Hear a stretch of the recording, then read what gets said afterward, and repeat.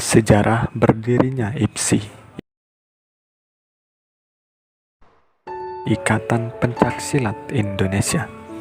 Sejarah terbentuk dan berdirinya Ikatan Pencaksilat Indonesia atau yang kita kenal dengan singkatan IPSI tidak lepas dari sejarah perjuangan para pahlawan kemerdekaan bangsa Indonesia pada masa yang lalu. Sebagaimana kita ketahui bahwa pencaksilat di Indonesia telah ada sejak lama sekali. Nenek moyang bangsa Indonesia telah membentuk gerakan-gerakan yang digunakan untuk bela diri dari segala macam bahaya yang mengancam. Secara turun-temurun, pencaksilat di Indonesia diwariskan sebagai budaya oleh leluhur bangsa Indonesia sampai pada saat ini. Sejarah berdirinya IPSI, upaya untuk mempersatukan semua pencaksilat yang ada di negara Republik Indonesia sebenarnya telah sangat lama dilakukan, dimulai sejak sebelum pidato kemerdekaan bangsa Indonesia didengungkan melalui naskah proklamasi oleh Presiden pertama Republik Indonesia Soekarno. Pada tahun penjajahan Belanda, tepatnya pada tahun 1922, di Segah Lareng, Subang, Provinsi Jawa Barat, telah didirikan Perhimpunan Pencaksilat Indonesia dengan tujuan untuk menggabungkan dan mempersatukan seluruh aliran pencak se-Jawa Barat dan seluruh Nusantara pada masa penjajahan yang dilakukan oleh bangsa Jepang. Soekarno lah yang menjadi pelindung dari Perhimpunan Pencaksilat Indonesia. Upaya serupa dengan yang dilakukan di Jawa Barat, Segah Lareng juga dilakukan di Yogyakarta. Adapun pada tahun 1943, beberapa pendekar-pendekar pencaksilat dari mendirikan organisasi yang bernama Gapema. Gapema adalah singkatan dari Gabungan Pencaksilat Mataram. Organisasi ini didirikan untuk tujuan menggalang pencaksilat yang tumbuh di Kesultanan Yogyakarta secara bersama-sama. Seluruh anggota Gapema adalah sebuah batalion yang terdiri dari pesilat yang turut ikut serta dalam memperjuangkan negara kesatuan Republik Indonesia.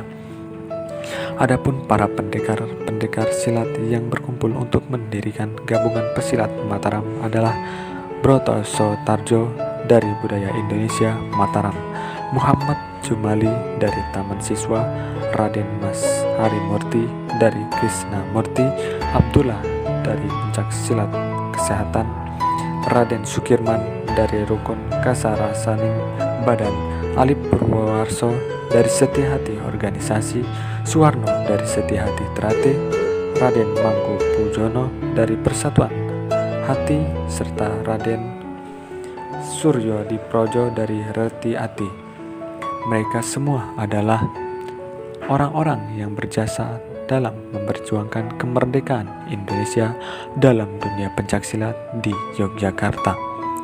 Beberapa tahun setelah Gapema dibentuk, kembali berdiri sebuah organisasi bernama Gapensi, Gabungan Pencaksilat Seluruh Indonesia.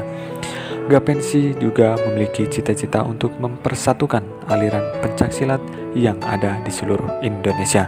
Gapensi sendiri didirikan oleh pendekar dari Perisai Diri oleh Raden Mas Subandiman Dirijotnojo, dari Taman Siswa oleh Muhammad Jumali, dari Perisai Sakti Mataram adalah Ki Wiji Hartani, dari Budaya Indonesia Mataram oleh Raden Broto Siharjo dan Wijaja. Meski hanya berisi anggota berskala lokal, kedua organisasi dari Yogyakarta yang dibentuk di atas memiliki cita-cita nasional untuk mempersatukan seluruh aliran pencaksilat yang ada di Indonesia. Karena itu, Polri atau pada masanya dikenal dengan Persatuan Olahraga Republik Indonesia dan saat ini menjadi KONI, Komite Olahraga Nasional Indonesia, mengadakan sebuah konferensi pencaksilat pada 2 Juni 1948 di Solo. Sebelum pertemuan pada 2 Juni telah diadakan rapat untuk pertemuan tersebut pada awal tahun 1947.